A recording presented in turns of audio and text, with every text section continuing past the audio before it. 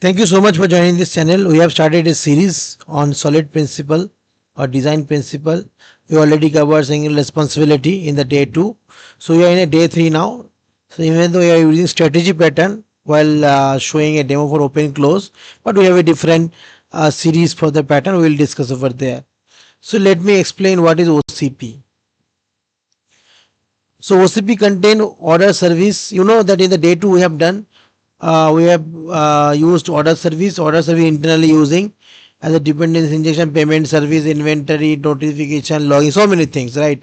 And we have created one file, one class, and one class have one responsibility. So here we have payment, inventory, notification, and logging. There are 4 classes. So that we already achieved in the day 2.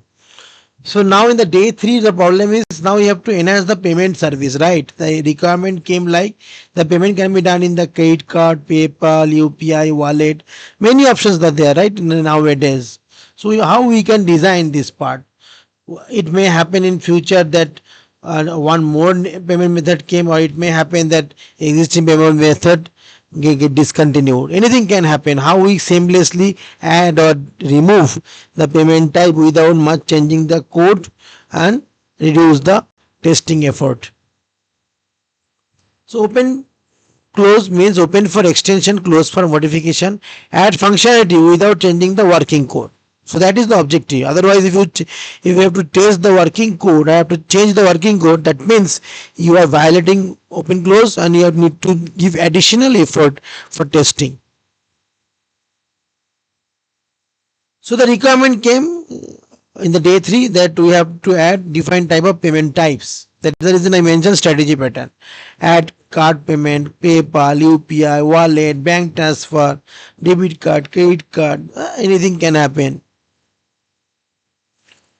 So in the payment service that we already been designed in the day 2, we can write this type of code. If the payment type is this, that, definitely it will work, no issue. But tomorrow, if UPI stop working, then you have to comment the code or remove the code.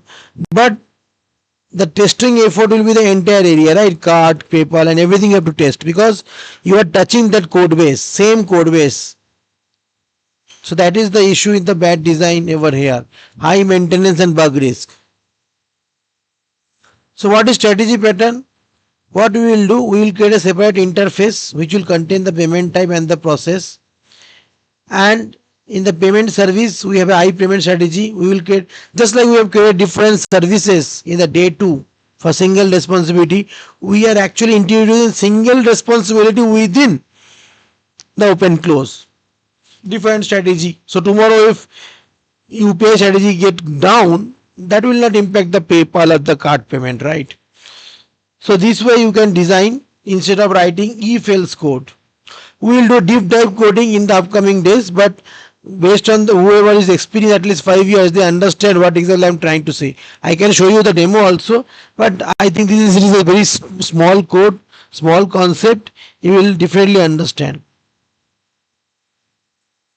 So what is the architecture? Then the client, then the API gateway, API will be called, order API will call the payment service. I haven't shown the day 2 part.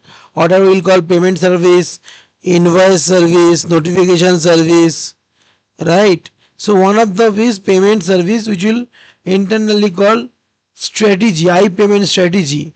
And we have introduced different type of strategy, card strategy, payment strategy, UPI, and payment processor.